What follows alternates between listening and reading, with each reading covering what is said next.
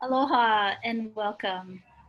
I'm Krista Heiser. I'm a professor at Kupi'olani Community College, and I also serve as the director of the Center for Sustainability Across the Curriculum with the University of Hawaii System Office of Sustainability.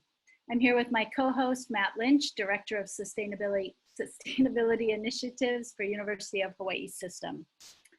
On behalf of the University of Hawaii, I'd like to welcome you and respectfully offer this land acknowledgement. Wherever you are today, each of us still exist on land, not only in cyberspace. So please take a look out a window, take a breath, and sense your connection to land. I recognize Hawaii as an indigenous space and ask us to honor the indigenous people, the traditional stewards of this land, who've lived and worked on this land for generations upon generations. I'm speaking to you from my home in Manoa Valley, located in the Ahupua'a of Waikiki, in the Moku of Kona, on the Mokupuni of Oahu, and the Pai'aina of Hawaii. I recognize that generations of Native Hawaiians and their indigenous ancestral knowledge systems have shaped Hawaii in sustainable ways that allow us to enjoy these gifts today. For this, I am grateful. And as a settler ally, I seek to support the indigenous peoples of Hawaii to protect their land and their communities. I commit to dedicating time and resources to working in solidarity. Since January, we've been engaged in a weekly think tank hosted by Consilience Notes to address the question, how must the university transform to remain fit to its context? COVID-19 has made conversations about sustainability, resilience, and the role of the university in Hawaii's future even more pressing. The hallmarks of sustainability, such as systems thinking, transdisciplinarity, and futures thinking are needed now more than ever to address a rapidly changing social, cultural, political, economic, and environmental contexts. This is not a committee meeting, nor a brainstorming session.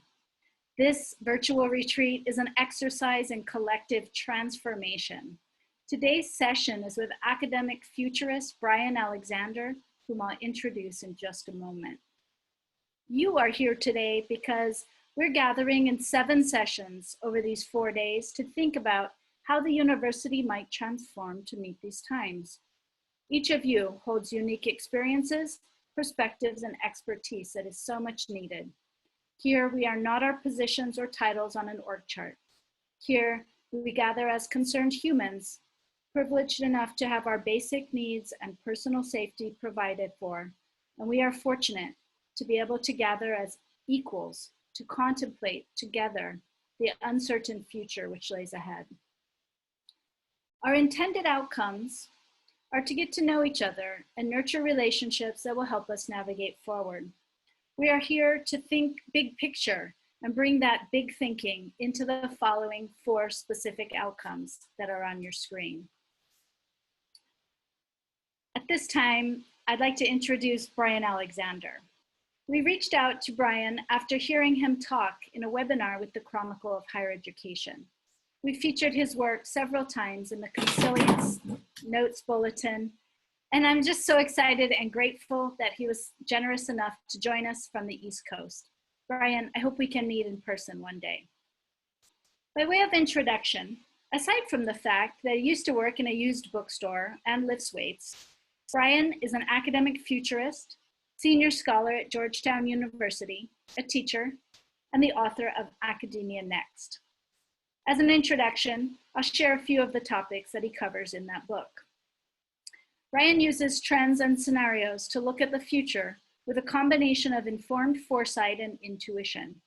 In Academia Next, he explores a VUCA, V-U-C-A world, looking at the near future and beyond. VUCA is volatile, uncertain, complex, and ambiguous.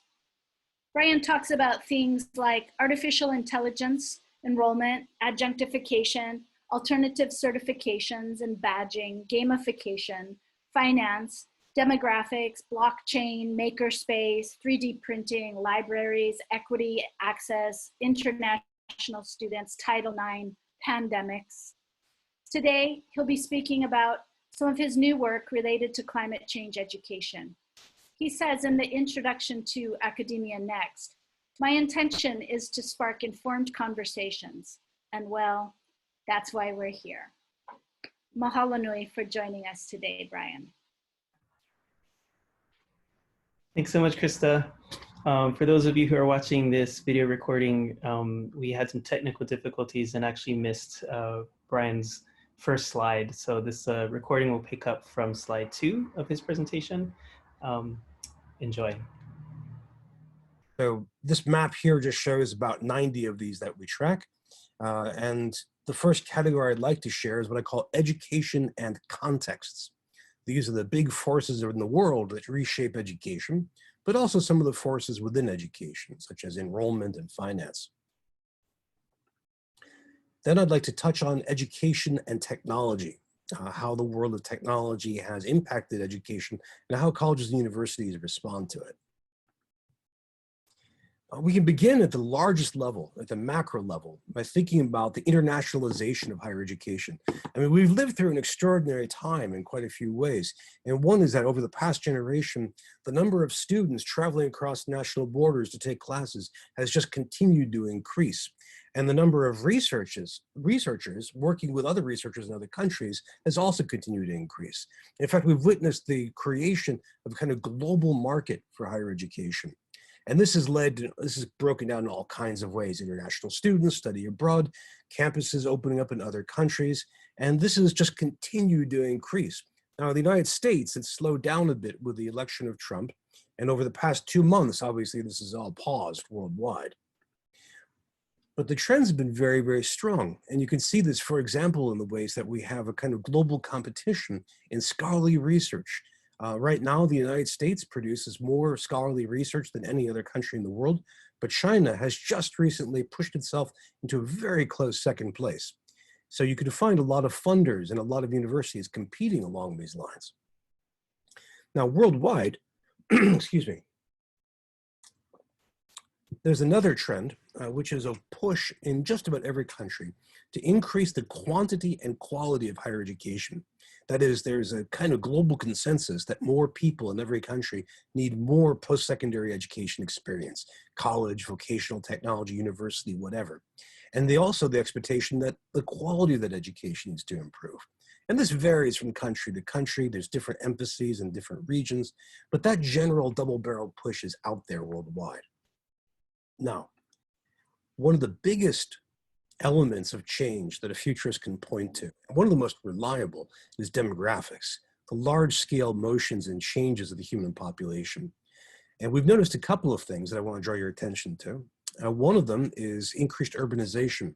Depending on how you count it, about 15 years ago, the majority of the human race was in cities the first time ever.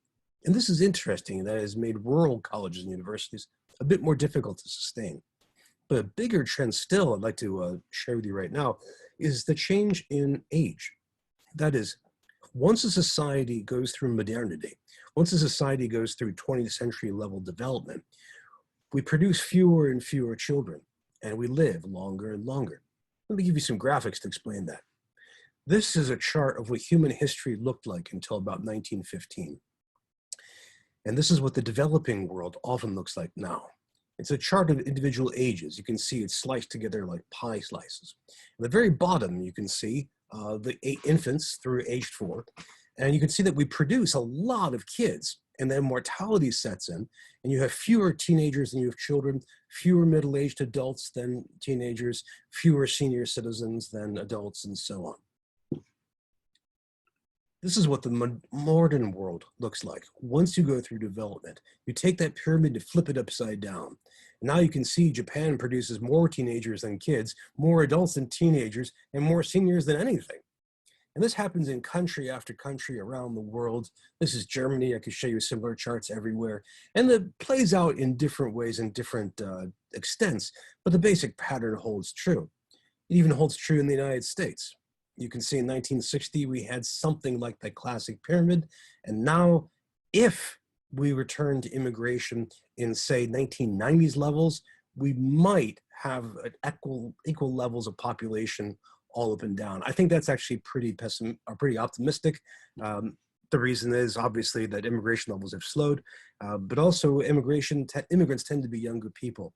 I think we'll be heading into that German or Japan pattern pretty soon. Why this matters? Well, it depends on what country you're in. One thing that we've learned is that the developing world is now the greatest source of young people in the world. If you look through this map, the blue countries are the ones that are still producing children in large numbers. So you look at sub-Saharan Africa, you look at parts of the Middle East, and small parts of Southeast Asia, and that's where the rest of the 21st century is largely coming from. If you look at the countries that are yellow or orange or green, these are the countries that are aging rapidly, again, like the United States. Now, where in the US, it very much depends. I'm drawing here on the work of Nathan Graw, who's done some terrific research into demographics in higher education. And you can see the states that are colored yellow, orange, or red are the states that are producing fewer and fewer teenagers. And if you look here on the map and you realize that those are the Northeast and Midwest, that's where the bulk of American higher education is located, especially New England. The states that are blue are, as a client of mine once said, the ones that still remember how to make children. And most of those are in states that have very small populations to begin with. So overall, the picture is of an aging population, which means colleges and universities that support traditional age undergraduates, aged 18 to 22, are going to be facing a higher and higher competition for a smaller and smaller pool, and will have to get creative. They'll have to figure out a way to reverse the decline of international students, or figure out how to teach adults through their entire lifespan. We can come back to that in a minute. The population that we teach is also changing in some interesting ways. I mentioned before that we have a dwindling supply of teenagers, but we've also got a growing supply of adults. And that has shown up in higher education, where campus after campus is teaching more and more of what some may call now the rising majority of adult learners. We also have an increasing number of first-generation college students. We have a larger number of veterans, because after all, we've been fighting a war globally for almost 20 years. And we also have a larger number of students with learning disabilities. If you put these all together, one of the things you realize is that this is a very interesting population, a very rewarding one to teach. It is, at the same time, a more challenging one to teach, and perhaps a more expensive one to teach. And as is well known, the population's ethnic mix has changed in some interesting ways. The white Caucasian population has plateaued or declined in different parts of the US, whereas the Latino population has just grown rapidly. So we're approaching a position where the United States would be a majority-minority country, not too far off. And the United States is not immune from those global desires for improving the quantity of students going through higher education, as well as the quality of the experience they enjoy. Now, the quantity has begun to slip. From around 1985 to about 2012, the total number of students in American education rose and rose and rose. We don't have a name for that epoch of incredible increase yet. We really do need one. But it transformed higher education in our lifetimes. About 2012, that rise paused and then has gone backwards. And every year, every semester since then, the total number of students enrolled in American colleges and universities has gone down. And in fact, right now, we're about 8% below where we were in 2012. You can see from this chart that the majority of those cuts were felt by the for-profit sector, which collapsed largely during the second term of the Obama administration, and the community college system, which enjoyed a brief spike around 2008 to 2010, but then has gone downhill ever since. And those students have not been captured by other sectors. The public and private four-year nonprofits have not experienced any serious growth at all. Since almost every single college or university depends mostly on tuition revenue for its own revenue, that's a challenge that we all have to face. Now, within colleges and universities, the classes students take and the majors that they end up with have also changed in some very interesting ways. It's a cliche to say that the STEM fields have been growing, the humanities have been dropping, but it's a cliche that's largely true. Take a look at this graph here. If you look in the very, very top right, you'll see those are the fields that are increasing, that are growing numbers of students. And again, there aren't any surprises there. Engineering, health and medical sciences, math and statistics, exercise science, and you can see the pattern. And those are fields that are growing massively, almost doubling at times. Now, if you look at the bottom left of the chart, you'll see the fields that are losing. History, religion, area studies, English, languages and other beyond English, philosophy. Those are just hemorrhaging numbers. And I'm not saying this with excitement or pride. My own doctorate is in English literature, but this pattern has been increasing and continuing. And my bet is this fall, this pattern will accelerate. Now, who actually works on campus has also changed in some interesting ways. There's still the old stereotype, which I think dates back to the 1920s, that the typical person working at a college is a professor who's got tweed jackets and elbow patches and maybe a pipe, right? And they're tenured, and that's often who gets the press.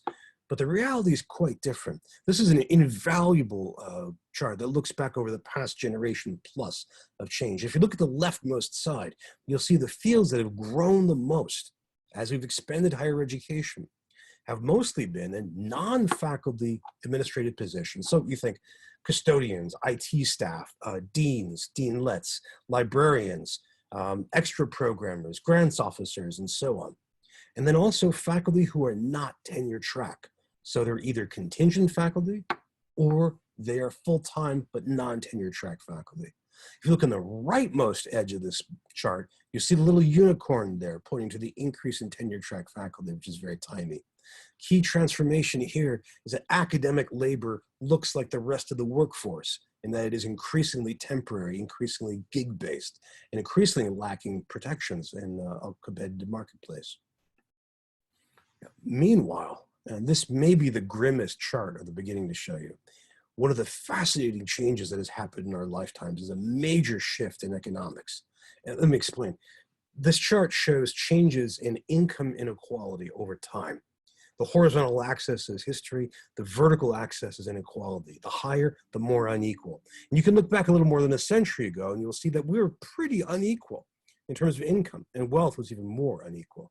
And by we, by the way, this is about 4 different nations, including the US. This is based on the work of economists like Emmanuel Saiz and Thomas Piketty.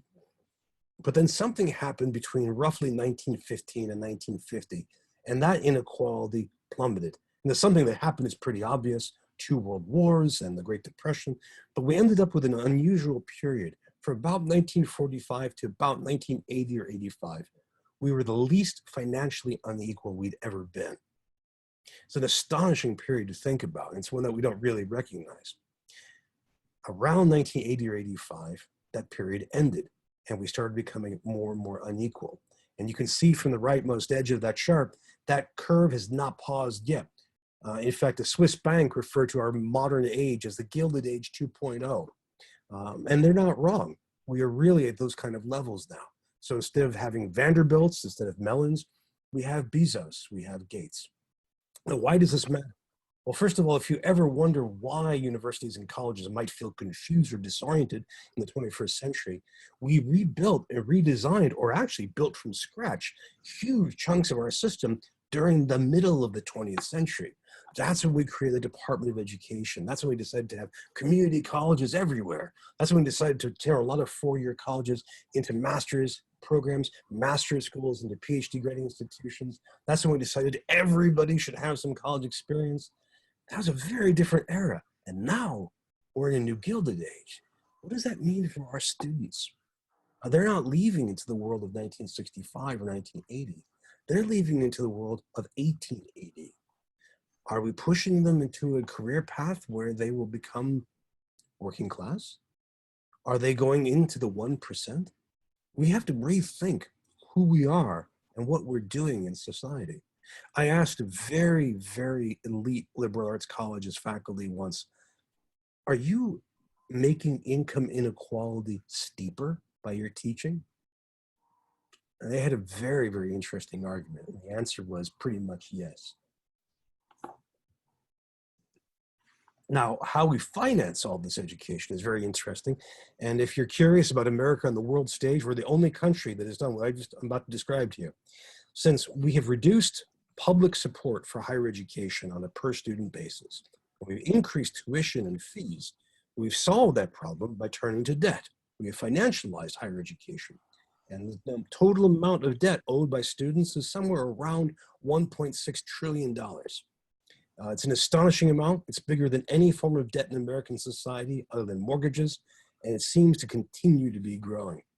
Now, on top of that, it's mostly held by women. Women hold more debt, more student debt than men do. All these trends put together, I put together under the header of not a wrecking ball, but an intensely stressful time, crunch time.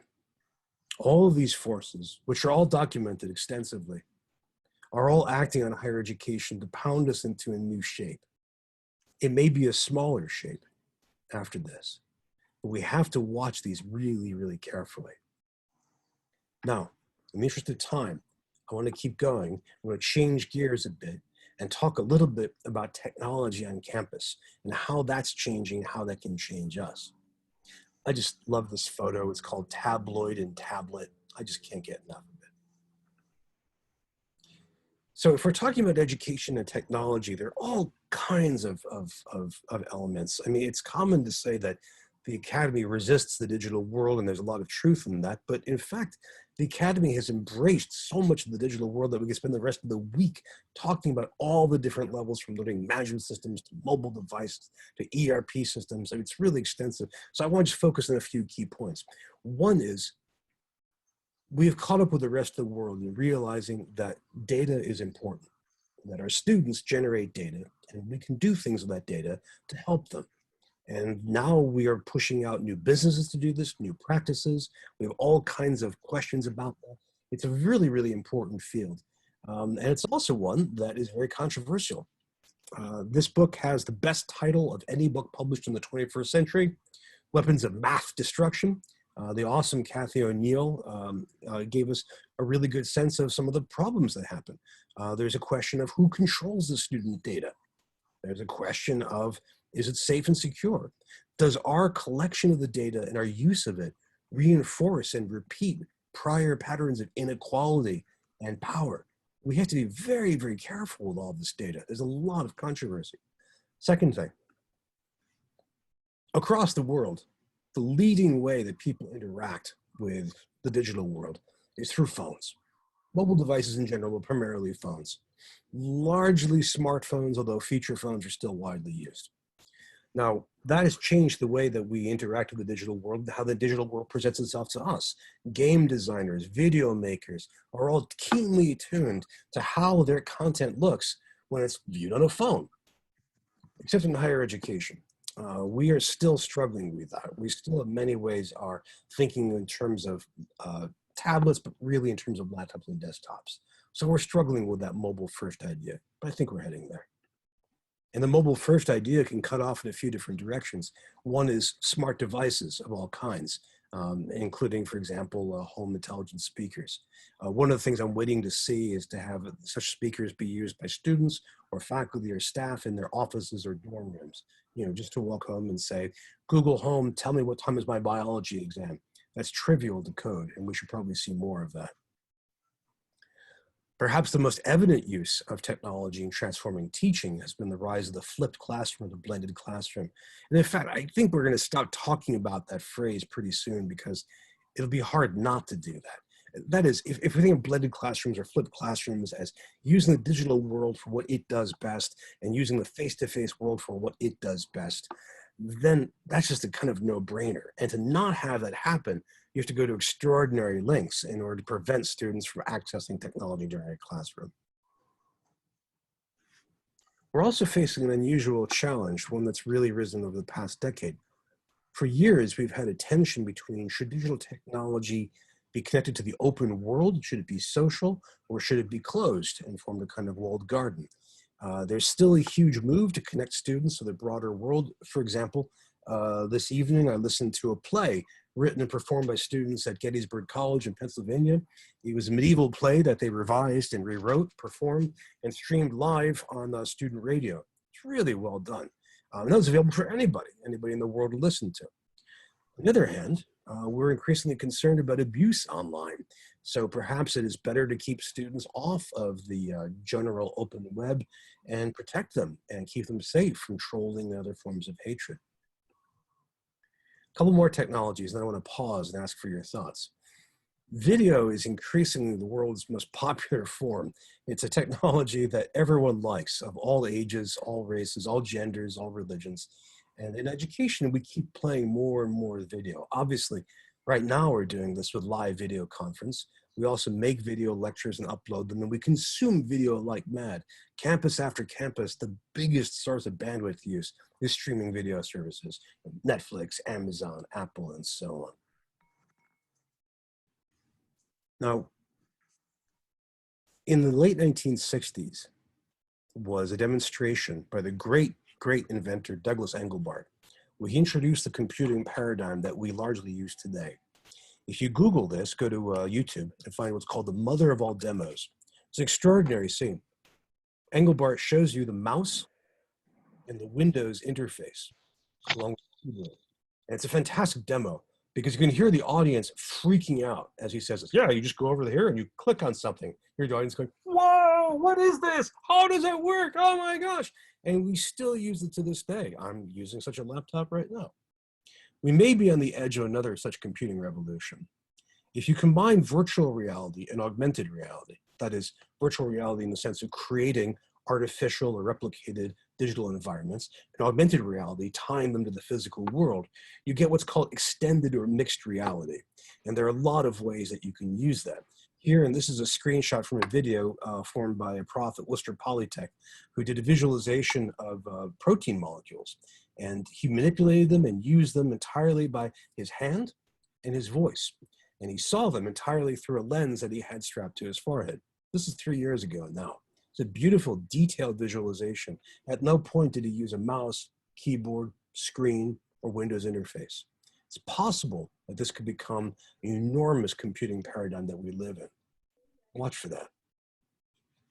We're also interested in openness, as I mentioned before, open content in scholarly publication, as well as open education resources. We continue to use simulations, digital simulations, in order to do research and also to teach. If you think about climate science, it's largely based on simulations. I want to skip a few of these and just mention a couple more about students. 3D printing continues to take off. I'm happy to talk about that as you like. And maker spaces, which are often allied with 3D printing, continue to grow and become popular. The key thing about them is that they're all about students as makers, students as producers of stuff. And if we pedagogically honor students as makers, that's a very, very different pedagogy in many cases than we've been doing for the past 100 years. So I want to pause for a second because I want to talk to you about some scenarios or how this can all play out. But let me just quickly ask you this. Of all these forces and all these trends, not for me. The most important. No, yours. No. It's okay. Which of these trends seems most likely to have the biggest impact on higher education as you know it?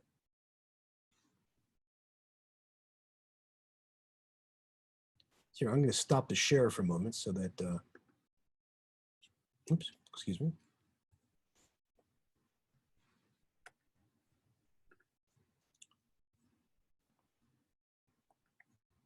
So I can see all of you instead.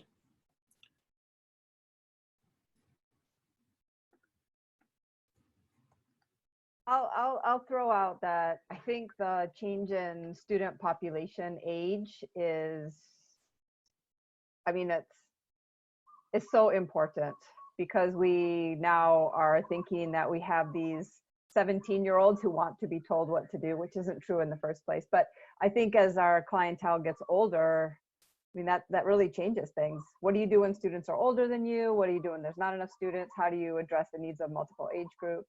So on and so forth. Absolutely. That's a huge change. That's a huge gap.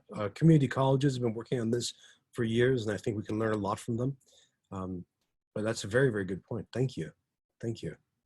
Yeah, I want to encourage folks to go ahead and use the chat box as well for the questions. There's been some really interesting discussion, Bryan, as you've been sharing. a lot about sort of wonderings about the fundamental trends that you're describing, and thinking about how things might be, that might impact things here. And then some chatter about like the specifics, implications of technology, and whatnot. John DeLay, go ahead. Why don't you unmute and share your question? Then we'll take one more from the group here after John. Thanks, Brian. I was, ever since our discussion in yesterday's session, I was thinking about, you know, because we have some folks here, like the Sensor folks, Ula, and people talking about community engagement. And I just kept thinking to myself about community engagement and getting students out into the field, which is something I try to do. And I try to do it with video, even if they can't get out there to take them on virtual field trips. But when it comes to the community engagement thing, which I think is important, and someplace we would like to go, like yesterday I was thinking, well, how are we going to do that with social distancing and the COVID issues, right? But maybe technology provides a way that folks can do some kind of a community engagement. So just something I was thinking about. It's a great thought. I just wanted to share that. I mean, video is one powerful way for doing that. Audio is underrated for that.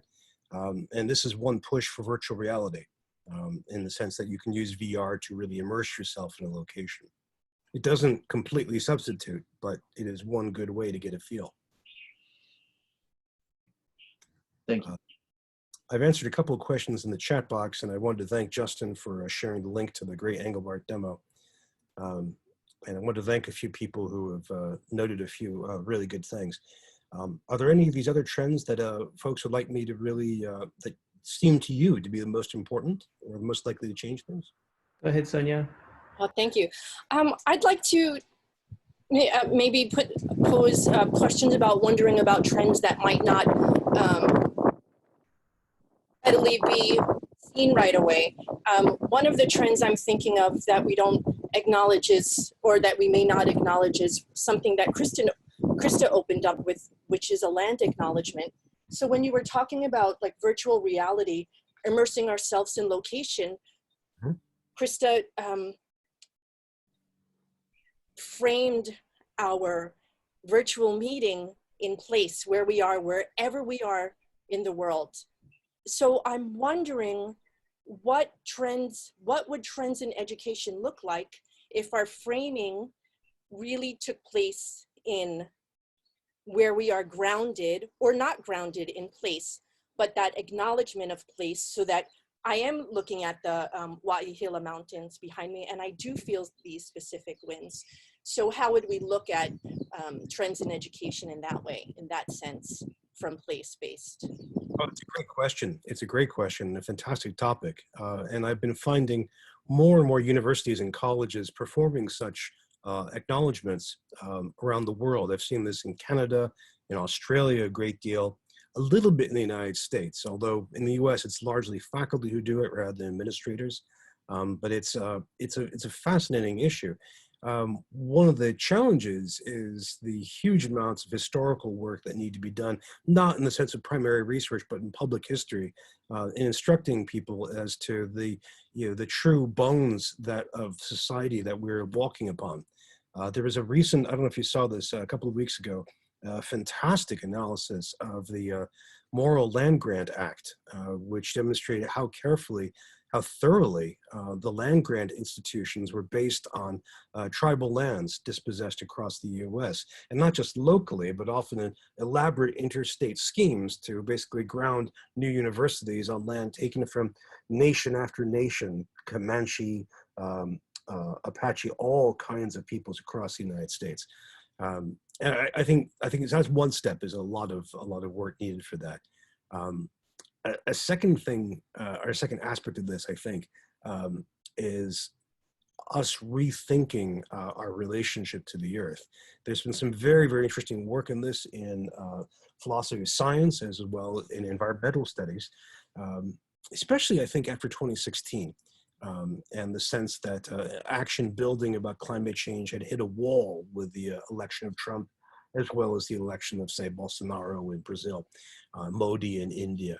And it's possible that we will just reframe ourselves along these lines and think of ourselves as more grounded locally. I believe the technology can really deeply assist in that, everything from remote sensing to the use of augmented reality. But I think what you're anticipating is a cultural shift. And I think if I can move away from objectivity for a second and say, and I think a welcome one. Thank you. Aloha, Brian. Hello. This is Nalani. I was just looking at your trend on intelligence, mixed, combined, and extended. And also to follow through from yesterday where you were talking about how nature intelligence, that kind of intelligence which permeates all consciousness of life and knows what to do and how to solve any problem on the level of nature, is what indigenous peoples have, lived.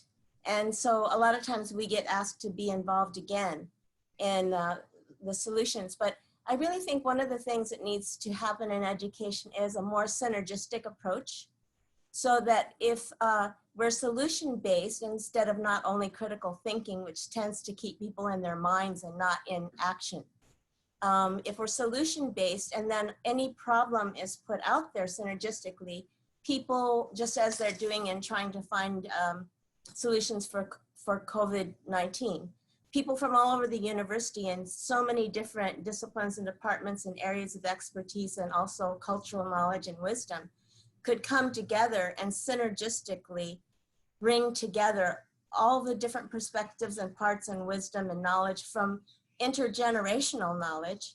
So you have the younger people and the older people, more like a family, more like an ohana, where everybody comes from their own discipline, but because we share, instead of like lots of times, we're kind of in a very structured university system where a lot of times there's not enough across-discipline communication, or there's not enough sharing in the solution-based part. And I think that's what's going to move us into the action plans and the actual changes that need to be made by becoming a new culture of synergistic, synchronistic, problem solvers. That's a beautiful thought, and thank you very much for sharing that. And please, friends, forgive me for not using any Hawaiian language. My pronunciation is wretched. I may be one of the few people who tries to speak Hawaiian with a Russian accent, which is just terrible. But I can say ohana, I think. One of the reactions I have to your excellent statement is that we realized this around 1965. And we've been supposedly committed to interdisciplinarity ever since. And the reality is that interdisciplinary work is extremely difficult to do in higher education. Our disciplinary structures, our departmental structures are incredibly deep. They are resilient, almost beyond belief. It is very, very difficult to break them up. One institution in the US managed to do so, Arizona State University, and it took a huge upheaval to accomplish that. I think the disciplines are extraordinarily resilient. And so one question is, does the pandemic crisis have enough power to really break that up and to change it? I mean, you can tell just by a casual glance into any study of the pandemic, how it automatically is transdisciplinary. I mean, you think, yes, there's epidemiology. It's a very narrow field, quite true. But you also have to look at sociology to try to understand how societies respond.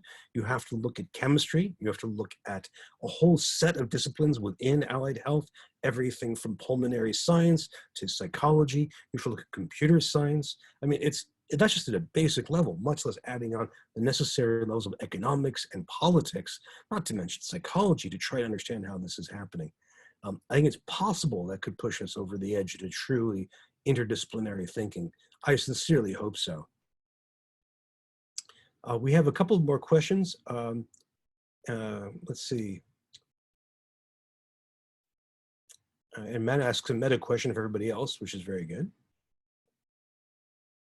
And I'm glad this echoes back with other comments earlier in this week. And Scott Schimmel, please forgive me if I mispronounce your name, working with video and VR. He mentions that he struggles with the environmental cost of e-waste that's generated by these technologies. That's a serious, serious problem that nobody wants to touch or talk about. One possibility is that Moore's law may stop operating. That is basically as we continue to produce chips that are increasingly capacious in memory and faster in speed and cheaper to produce. If that slows down, we may slow down the rapid succession of hardware so we don't get a new iPhone every 15 days. In that case, that may force us to inhabit and stay with hardware of all kinds for longer periods of time. It's also possible that if this economic recession extends into a depression, that we simply won't be able to afford a brand new laptop every 6 months, and universities will have to replace hardware at longer and longer extents, in which case more of our creativity may go into software, into trying to make do with what we've got now. I hope so in many ways, I think it'll take a little bit of a slowdown for that. The consumer drive for it is truly, truly vast and not really skeptically analyzed.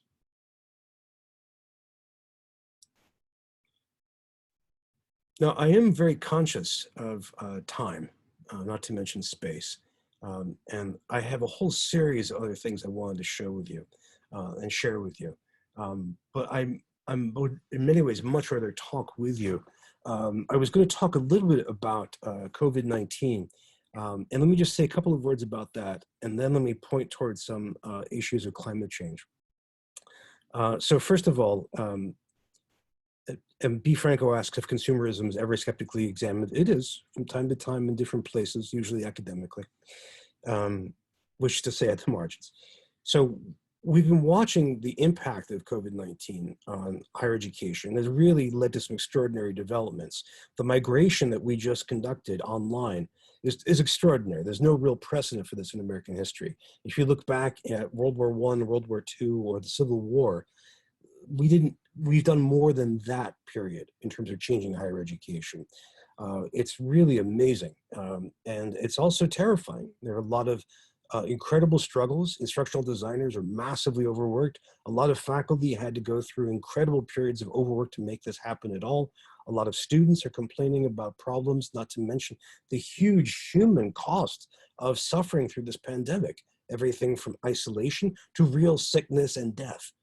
We've been hearing from colleges and universities across the New York City area, for example, where you have students who drop out who may be dead, as well as faculty and staff. It's really a terrific time in the sense of terror. Looking ahead to the rest of the year, I've seen about 3 different ways this could play out. One is that the pandemic burns out within a month or so, for different reasons. But we can imagine it stopping. That's what happened more or less in Hubei province in China, for example. It also happened to a degree in South Korea and Singapore. So imagine that happens. Fall semester comes up and it's time for face-to-face classes again. That's one possibility. Second possibility is that the pandemic continues right through December. For various reasons, we don't have any sign of a vaccine this year. We have no treatment for the coronavirus right now. And as far as we can tell, Americans are pretty eager to spread this in all kinds of ways. So it's possible that our fall semester will be entirely online. And that we have to rethink not just the end of spring semester, but how to start new classes in the fall. And there are some big costs for that. A lot of polls looking at grad students and undergrad and would-be undergraduates have indicated some proportion of maybe 8 to 15% won't go, or the rest will go, but will demand a tuition break. There's all kinds of challenges with that. Third possibility, we could see an ebb and flow pattern where the coronavirus moves up and then we control it and it moves down, but then it comes back and then it goes back down again. Lots of reasons this can happen, including mutation of the virus. I mean, the virus mutates all the time, but we could see a particularly bad virus mutation happen. It could be that we have reinfections. It could be that we have all kinds of challenges, in which case the fall semester may be what I call the toggle term, where we're face-to-face, then we send everybody home. Then we're face-to-face and we send everybody home. Administratively, that's a nightmare, but it may be what we have no choice but to do. So just looking ahead, I wanted to share with you those three scenarios right now. There are a few, oh, David shares the great word of COVIDiots, which I'm very fond of. If you haven't seen it, there was a cute video today of a news reporter in Florida, on Florida beaches, who was just out there on the beach talking to people. And behind her comes a lawyer dressed as the Grim Reaper, big scythe and a hood and everything. He's like, yeah, I just wanted to say, this is pretty dangerous stuff. Fantastic vision. Now, looking ahead further, beyond coronavirus, I'm working on a book on how climate change can impact higher ed.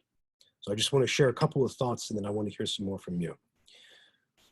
One impact we have to think about is the physical transformation of the campus. How do we change our energy needs, our energy uses? Do we change our buildings? Do we change our agriculture? And also, do we relocate campuses? There are quite a few campuses worldwide that are either on the edge of rising seas or on the edge of encroaching deserts.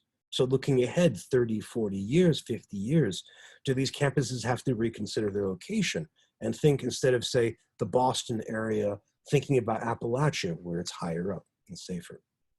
Second thing we have to think about is how we do research and how research changes. I mean, it's obvious to say that as climate change becomes more and more intense, that we have to think more and more about how to mitigate it, how to understand it, and how to respond to it in all kinds of ways. So that means every other discipline has to be involved, everything from civic engineering to earth science to sociology to law. There's a whole series of changes in research that have to be done that way, which then goes to another level, which is teaching and learning. Do we start growing programs, majors, indeed entire colleges in climate studies or climate change mitigation? I mean, how do we train, how do we educate a generation of young people to go into the world to struggle with this? Do we have programs that teach geoengineering, for example? What happens to forestry programs? What happens to agriculture programs and so on? Go a little further yet. Think about what happens to colleges and universities in their local micropolitics, town-gown relations. How do colleges and universities interact with their local community? Think, for example, about a college that decides that it wants to go completely green, redoes its entire campus, and bans all cars. It's possible. Well, how does the local community react when the local car companies lose service? Say the campus decides to push a vegan diet. There's all kinds of reasons for this I don't want to go into right now, but let's say it does that. Does the pepperoni festooned pizza place lose business? Scale this up a little bit further. What happens when you have a state government that issues rulings for all entities inside of the state purview, and the campus has to cope with them? What happens, for example, if a state goes very, very green and says we're going to ban all use of burned coal or gas or coal, for example? How do campuses get to respond to that? Or the opposite. What happens when you have a state that says, forget this, we're going to ban all use of solar? There are all kinds of options for this. Then we scale up a little bit further, and then I'll stop. What is the role of higher education as humanity confronts climate change? Are we a source of wisdom and knowledge for people struggling to survive, struggling to understand this? I mean, they will turn to many, many other sources. Hollywood, unfortunately. They'll turn to governments, they'll turn to religions, they'll turn to nonprofits. There's all kinds of social changes that can happen as a result. Is academia actually ready to stand forth and take a kind of leading role in helping provide information and knowledge and perhaps, as Nalani mentioned, action? I mean, can we actually have a coordinated action across higher education to do something about climate change? So that's what outline picture, looking ahead beyond this semester, beyond the next semester of COVID, into 2050, 2075. Let me stop for a minute. I mean, it's impolite for me to rant so much. I would love to hear your thoughts. How do you see climate change? Or if you want to get a little closer to home, how do you see COVID-19 impacting higher education? And are any of the themes that I mentioned particularly resonant, or is there something else that we should be paying attention to? I'm going to chime in here, Brian. It's really powerful questions you pose, and there's some really robust chat here, picking up on the last thought.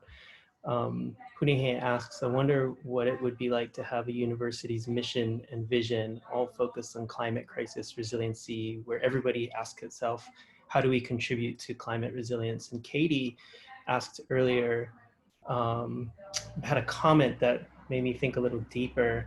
And she was talking about creating a budget for compensation for knowledge holders, specifically for people of color in indigenous communities who hold embodied experiences and knowledge that are intergenerational, born out of necessity of having to survive and persist.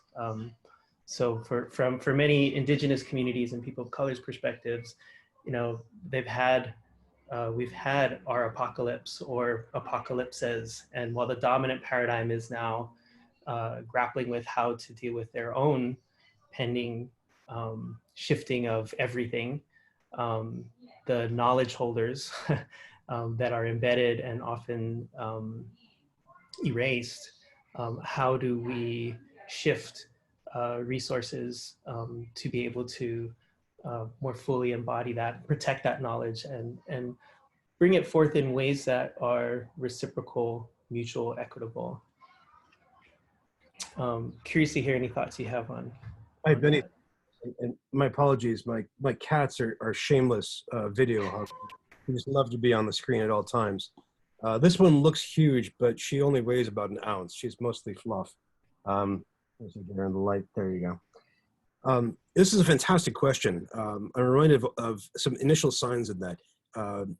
University of British Columbia in Vancouver had a fascinating project where they're looking at food systems, and they approached local indigenous peoples to try to learn from them about pre-colonial patterns of food raising, especially agriculture. And so they took a complex negotiation and ended up with some very interesting podcasts, which share the voices of these students as well as of the local village elders and practitioners. It'd be interesting to see about compensation. I mean, it'd be very interesting to see how that could be done, where the funding could come from. It may be that this is an area where students get to raise funds. I'm a senior scholar at Georgetown University, and you may have heard that Georgetown students voted to tax themselves to pay for compensation to descendants of slaves held by Georgetown University. It's possible we could see students doing this, a similar thing for local knowledge. And it may also not just be in cash, but also in kind of providing descendants and living people, part of local nations, providing them with spaces and resources and tools. I'm seeing the chat flow really, really fast past that way, and my cat thanks you for the kind words. There's a question here about Germany and the vocational system there. It's quite fascinating, Monica. And one of the interesting forces I've been looking at is the possible push away from college for everybody. And one of the drivers of that is the sense that there are a lot of skilled trades which require at most vocational training, if nothing at all, just secondary school. And you'll see a lot of push for that. Now it's often political. You'll see this coming from Republicans, but I think that may be one angle for this. Some people mentioned rewriting the UH mission and working on implementing that. We may see more and more of that happen. Mission statements can be very bland, cardboard, cookie cutter things, but the process of making them really could change things. Imagine a climate change college, Anthropocene University, or a unit within a larger college, such as an arts and sciences degree, a climate conservatory, for example, that's focused on this kind of thing. There's also a question about, oops, there we go. This is from Katie Kemalamela, I believe, who says the onus is shifting to people of color, indigenous communities, limited compensation, comparative tenure or tenure positions, creating, this is the budget for knowledge holders. Oh, very good, thank you, thank you. Yeah, there's a great follow-on to that about knowledge holders being approached to bring scientists, universities, and policymakers into the fold without being without proper intellectual property credits and sometimes even being extracted from, which of course, dilutes those contributions and sort of perpetuates those entrenched systems. There's a lot of in India where it's a very common practice for a lot of global companies to basically ransack Indian ecosystems to find traditional methods and then repackage and resell them. I think it's pretty universally considered to be horrible once we can see it as a whole. Again, this may be a generational change. It may be that we have to learn from the younger folks, the much maligned Generation Z, who right now are no doubt enjoying the absolute glories of graduating in the middle of COVID-19. I just love to hear how they are so coddled and indulged. There's a question about the sense. Oh, I'm sorry. That was for all of you. I might just jump in for a moment and just out of respect for folks who need to leave, we've just ticked over to 1 o'clock. It's clear that there's a lot of interest and vibrant discussion going on. So Bryan, if you're willing to stay on for another 10 minutes, we'd love to have you. Well, I'd love to hear, I can do that. I would love to hear more of your comments and more of your thoughts. Great. So for those of you that need to tag out, go ahead and do so. We really want to thank you for joining us. And just a reminder that the session is being recorded and will be posted to the event website later today. Stay tuned to your email for an evaluation form, but also for a recap and preview of what's coming up. Of course, at 7 p.m. tonight, we have our plenary keynote session with N.T. Manumeyer, which will be followed by the first of 3 breakout sessions that are planned for tonight and tomorrow night, so that we can really soak up all of this wonderful conversation and presentations that we've had from our guests these past few days, and then take that forward to us into actual working sessions where we can start to work with each other, refine these after our reflections, and hopefully come up with some clear action steps that we can carry forth, and also some clear recommendations that we can carry forth to senior leadership. So for those of you that need to tag out, thank you so much. For those of you that are able to join us, I'll turn it back over to Bryan and open it up to the floor. Thank you. There are a couple more questions I wanted to respond to. But John, please go ahead. I'm sorry, I got a meeting with a student. I was just waving you by. I'm sorry. Thank you so much, Bryan. Your comment. Really appreciate your presentation. Aloha. Ahuiho. Good luck with your student. There was a comment from D. Soma, who mentioned that private industry, i.e. healthcare, is creating their own employee pipelines, providing training and certification they need to bypass traditional educational institutes. There's been something I've been tracking for just about 20 years now. It's the idea of new competitors trying to outflank traditional higher education. And these have been happening, but in very, very narrow spots. So we have, for example, coding boot camps, which have been mostly successful, depending on which one you look at, in that extremely, extremely narrow idea of teaching people a programming language and a bit of project management. Companies are definitely interested in trying to outflank higher education, in part because they are suspicious of the products that come to them, i.e. our students. A lot of businesses, when you poll them and survey them, say that students run into all these problems. They don't know how to work in teams. They're not collaborative. They don't have initiative. They're not good communicating, blah, blah, blah, all those kind of things. And so they're interested in going around us. And they haven't had a lot of success, but they can have success in some very, very narrow fields, mostly training and certification. What's interesting that seems to be happening as a result is partnerships. Amazon, Walmart, Starbucks partnering with community colleges and state systems to try to blend these two together, and that may be one way forward that we could see. There were also some other questions here about climate change, in terms of climate change majors and programs that were very interesting. Matt, my screen just froze up for a second. Can you draw forth some of the more recent comments? Sure, no problem. We actually just had David Foreman cut and paste a paragraph from the Paul Kalani Declaration, which goes back to 2003, talking about acknowledging Kanaka Maoli as inherent owners and guardians of traditional knowledge, and talking about guarding the intellectual property rights from that. Monica had a follow-up comment about the stat you shared earlier about the US being #1 in research publications. And is this the right thing for us to be proud of? Gets to some of the other questions that are going on around reevaluating our mission. What are the ways to shift? There's a lot of talk about, let's use this moment to pivot and to transform and to reinvent ourselves.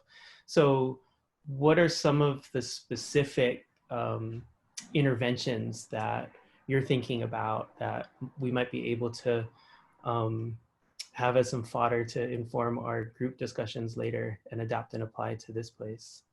Let me speak first as an observer, as an analyst, looking at what's present and what's unfolding. And one part is that the quantity deeply matters. It matters to how we structure professional rewards. We have all kinds of elaborate systems, bibliometrics based on that quantity.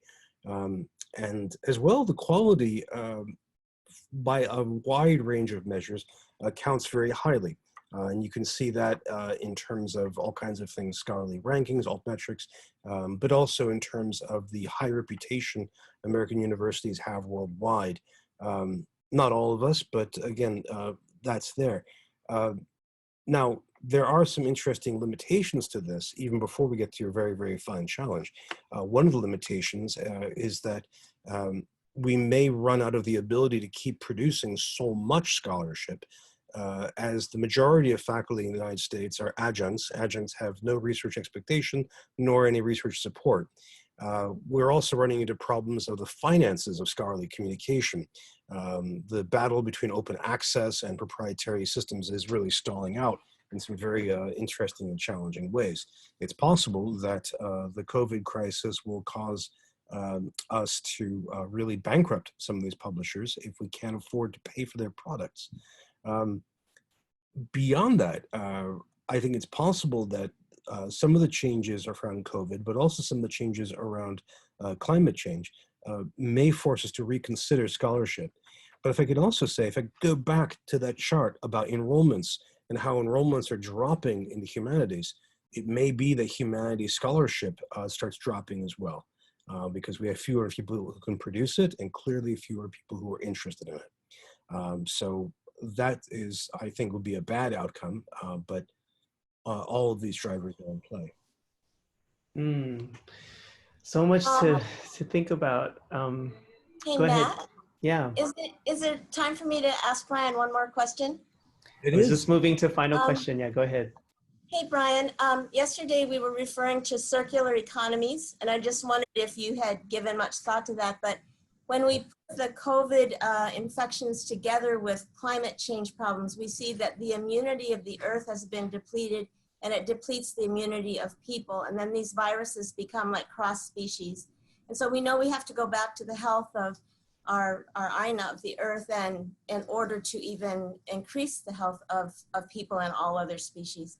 So I was just looking at circular economies that do no harm. And it's kind of like the theme of many different religions and health professionals, to do no harm. So if that were the basis of circular economies that have to return to the earth as well as meet the needs of the people, as well as create, whether it's a profit or it's a benefit of the highest good. These kinds of circular economies have been, come from ancient times, as well as has been figured out by, people in contemporary life as to what percentage you have to put everything back in order to make sure that everything is healthy and there is no harm done. And I just wondered if it was an area that you thought much about or that you could share with us on. Yes. Hang on, I need to get one citation here, just 1 second, as part of an answer to this. There we go. I've seen a lot of discussion about circular economies and degrowth economies in terms of climate change and climate mitigation. Very simply for everybody, the idea is that the industrial civilization needs to produce less carbon. And in order to do that, we have to make huge changes. One way of thinking about those changes is that we have to stop the engine of perpetual growth, which until March, we were running at a pretty high pitch. And that either we could reach a circular economy, which there are a lot of ways of defining that. Do no harm to the earth is one. Another is zero GDP growth. Another is extensive recycling, not just in recycling metals and so forth, but also reusing, extending the lifespan of objects. And degrowth is to actually, cut back and reduce industrial civilization. And these have been marginal until recently, and now they're getting some more attention as we consider some of the really dire steps needed to address climate change. I think COVID may give circular economy and degrowth a bad reputation right now because we have cut back, we have reduced economic activity, and it looks painful and horrible. I mean, visually, it looks beautiful if you think about some of the views of cities which have stopped producing so much smog. But for a lot of people, this looks like a terrible step and a bad outcome. I think our society is so deeply programmed, not just with consumerism, but also the promise of continuous growth, that moving away from that would take a vast wrenching turn in order to do. It may be that the generation that follows Generation Z will be accustomed to that level, the standard of living being lower, and for them, they may be used to such a thing. The citation I wanted to look up was Bill McKibben's most recent book called Falter. It came out last fall. Bill McKibben is a major environmental activist, fascinating fellow, and I'm honored to count him as a friend. He was a neighbor of mine for a few years. And the end of Falter, Bill makes this case that we may have reached a point where we should stop building new stuff, that the quality of life we've built is in many ways, by many measures, so much better than it used to be. I think in terms of lifespan, material wealth, and so on, that maybe we should stop here for a while. We should pause, enjoy what we've got, use a circular economy paradigm. Again, I don't know how receptive people will be to that. I'm sorry to go to such length. It's a fantastic mission, Lonnie. Thanks so much, Bryan. I'm just cognizant of the time. It's 12 past the hour, and as rich as this is, and as much as we'd all like to continue this conversation, we want to respect your time as well. I know it's late where you are. So on behalf of all of us, I really want to thank you. I'm going to turn it over to Krista to formally close out this session. Thanks, Matt, and thank you so much, everybody, for such a stimulating discussion, both in the video and in the chat. We'll have a summary, including the notes from the chat. We'll have the video up on the event page later today, and we'll look forward to seeing everybody tonight at 7. So let these ideas settle. And Bryan, sir, thank you so much again. We really just want to mahalo you for your scholarship and the work you're doing that crosses so many sectors, and again, for sharing your time with us so generously. I personally will be eagerly awaiting your book on climate change education. Everything you said there was really something we think about so much here, and I'm so grateful that we can bring your ideas into our conversation at this unique time in our virtual retreat. So everybody, as you're chiming off, if you can just join me in mahaloing Bryan Alexander and all the wisdom that you've shared.